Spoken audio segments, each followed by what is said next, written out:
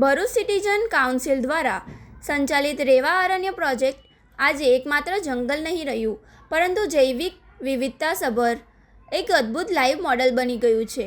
સૌની ગર્વની વાત તો એ છે કે હવે આ ગ્રીન બેલ્ટ ગુજરાતની જુદી જુદી કોલેજના વિદ્યાર્થીઓ અને પર્યાવરણ પ્રેક્ટિકલ અને ઇન્ટર્નશિપનું સૌથી મોટું કેન્દ્ર બની રહ્યું છે. કાઉન્સિલ આગામી દિવસોમાં અહીં વધુ વૈવિધ્યસભર વનસ્પતિઓ ઉછેરવા અને મહત્તમ યુવાનોને આ ગ્રીન મૂવમેન્ટ સાથે જોડાવા માટે મક્કમ છે. સોમવારની આ પોઝિટિવ સ્ટોરી આપણને પ્રેરણા આપે છે કે જો માણસ ધારે તો કોર્કિટના જંગલોની વચ્ચે પણ કુદરતી જંગલ ઊભું કરી શકે છે. આજરોજ ભરૂચ અને અંકલેશ્વર વચ્ચે આવેલા બોરભાઠા બેટ સ્થિત રેવા અરણ્ય ખાતે સિટીઝન કાઉન્સિલના સભ્યો તેમજ રાજકીય અગ્રણીઓ અને સામાજિક કાર્યકરોએ વૃક્ષારોપણ કરી વૃક્ષો જતનનો સંકલ્પ લીધો હતો. આ પ્રસંગે સિટીઝન કાઉન્સિલના હરીશ જોશી, વન વિભાગના અંકલેશ્વર વિસ્તારના અધિકારી જસ્ટિન રાણા, જિલ્લા ભાજપ પ્રમુખ પ્રકાશ મોદી, અંકલેશ્વર પાલિકા પ્રમુખ જિગ્નેશ અંડાડિયા સહિત ઉદ્યોગ અગ્રણીઓ અને રેવા અરણ્ય પ્રોજેક્ટના સંચાલક સભ્યો ઉપસ્થિત રહ્યા હતા. વર્ષ 2018માં જ્યારે આ પ્રોજેક્ટનો પાયો નખાયો ત્યારે કદાચ કોઈએ વિચાર્યું ન હતું કે આ જગ્યા એક દિવસ પક્ષીઓ અને દુર્લભ વનસ્પતિઓનું ઘર બની જશે. ભરૂચ સિટીઝન કાઉન્સિલના સભ્યો અને સ્થાનિક પ્રકૃતિ પ્રેમીઓના અથાગ પરિશ્રમથી અત્યાર સુધીમાં અહીં 25,000થી વધુ વૃક્ષોનું સફળતાપૂર્વક વાવેતર અને ઉછેર કરવામાં આવ્યો છે. આજે આ વિસ્તાર એક ગાઢ મિની જંગલમાં પરિવર્તિત થઈ ચૂક્યો છે, જે ભરૂચના પ્રદૂષણને ઓછું કરવામાં ફેફસા સમાન ભૂમિકા ભજવે છે. રેવા અરણ્ય આ ભરૂચ અને અંકલેશ્વરની વચ્ચે ખૂબ જ સુંદર આ એક પ્લેસ છે પ્રકૃતિને માણવા માટેનું. અને આજે જગ્યા પર આજે ભરૂચ અને અંકલેશ્વરના સિનિયર સિટીઝન લોકો સૌ એકત્ર થયા છે. ભરૂચ અંકલેશ્વરની અલગ અલગ NGOના લોકો એકત્ર થયા છે.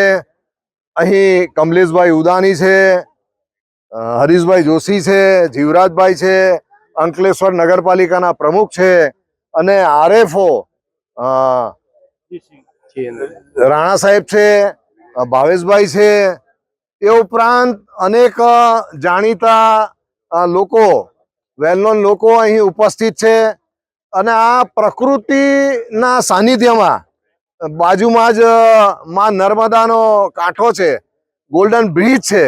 આ સુંદર જગ્યા છે. અહીં આજે વૃક્ષારોપણ માટે સૌ એકત્ર રહ્યા છે.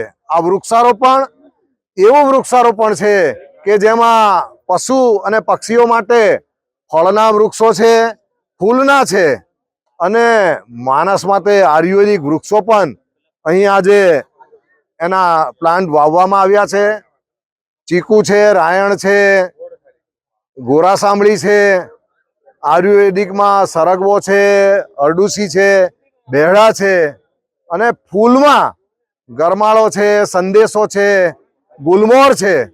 આ વિવિધ પ્રકારના વૃક્ષોનું અહીં આજે રોપણ કરવામાં આવ્યું છે. ખૂબ જ સુંદર કાર્યક્રમ અહીં થયો છે. સૌને ખૂબ ખૂબ અભિનંદન.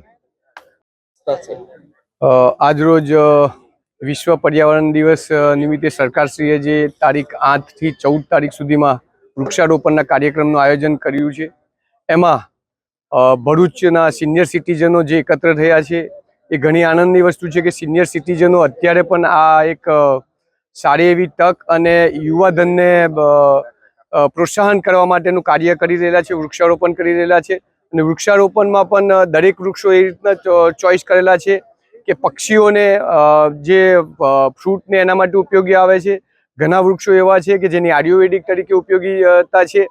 એટલે આ તબક્કે તો હું એક જે સિનિયર સિટીઝન ગ્રુપ છે એમનો વન વિભાગ તરફથી આભાર માનું છું કે એમને આ એક મુહિમ ઉપાડી છે અને વનોનો વિસ્તાર વધારવા માટે એમને જે કાર્ય કરી રહેલા છે એ બદલ એમને ધન્યવાદ. જય. મારું નામ અંજલિ છે. આજે અમે બધા રેવા અરણ્યમાં છે અને પ્રકૃતિ સાથે જ છે, પ્રકૃતિ પાસે જ છે, અને જોઈને બહુ જ મજા આવી રહી છે. આમાં મારું એક જ છે, જ્યારે પણ આપણે પ્રકૃતિ સાથે જોડાયા છે, કનેક્ટ થઈએ છે, ત્યારે પ્રકૃતિને કઈ રીતે પાછો આપીએ. આપવાનું નહીં તો પ્રકૃતિને કઈ રીતે આપણે બચાવીને રાખીએ, આના ઉપર હું 1-2 વસ્તુ કહીશ. એવી જગ્યા જ્યારે પણ આવો, કોઈ પણ જગ્યા, પોતાની બોટલ હોય તો સારું, ત્યાંના પ્લાસ્ટિક આપણે ગ્લાસીસ યુઝ નહીં કરવા પડે. ત્યાં ચાય નાસ્તાની ક્યારેક વ્યવસ્થા હોય તો તમારું પોતાનું કપ હોય કે સ્ટીલનું કંઈ નાનકડું રકાબી જેવું તમે બેગમાં મૂકી લો તો આ તમે પ્લાસ્ટિકનું ડિસ્પોઝલ નહીં લેવું પડે. આ નાની નાની વાતોથી આપણે એવી જગ્યાઓને સુરક્ષિત રાખી શકીએ. ધન્યવાદ. જે પક્ષીઓ વિશે આપને જાણવા મળ્યું એના વિશે કંઈક કહેશો? અને આ જગ્યા એવી છે જ્યાં આટલા બધા પક્ષીઓ મેં ફર્સ્ટ ટાઈમ જોયા અને નામ પણ મેં ફર્સ્ટ ટાઈમ સાંભળ્યા. આના પહેલાં મને કંઈ ખબર જ નહીં હતી કે એવા પણ પક્ષીઓ હોય છે. અને જે રીતે અહીંયા એક્સપ્લેન કરવામાં આવે છે, એક બર્ડ હોય, આની સાયકલ, લાઈફ સાયકલ શું હોય અને આ ક્યાંથી આવી હોય, બધું જ આટલું બ્યુટિફુલ છે. તમે એકવાર અહીંયા આવીને જો સમજો તો ખબર પડે કે પ્રકૃતિ કેટલી અદ્ભુત છે.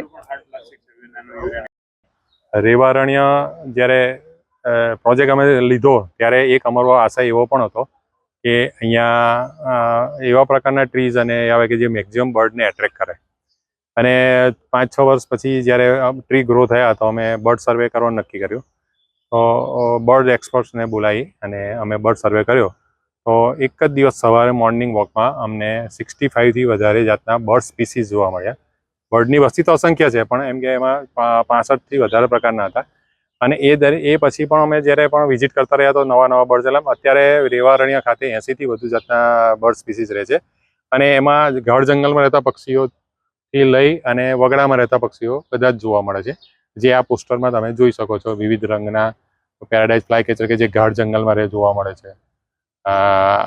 ઇયોરા કે જે વધારે વનરાજીવાળો વિસ્તાર હોય, શ્વેત નયના છે, એવા વિસ્તારમાં જોવા મળે. જ્યાં વધારે ગ્રીન ટ્રીઝ હોય એવા જોવા મળે. એ પણ પક્ષીઓ અહીંયા આવવામાં છે. ને શહેરી વિસ્તાર હોવા છતાં પણ અહીંયા જોવા મળવા લાગ્યા છે.